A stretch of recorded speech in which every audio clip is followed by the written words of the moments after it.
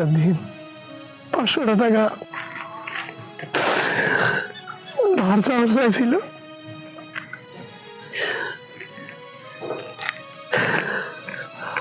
বউটা গরুর গোস্ত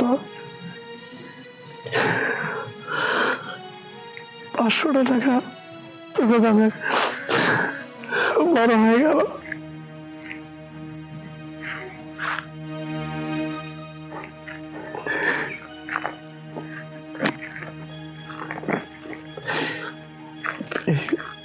এই পৃথিবীতে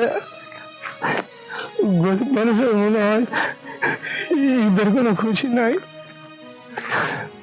আল্লাহ গো, ঈদের দিনের দিনে 250 গ্রাম গোস্ত কিনা টাকা মানে জোটানোর তৌফিক দান করো।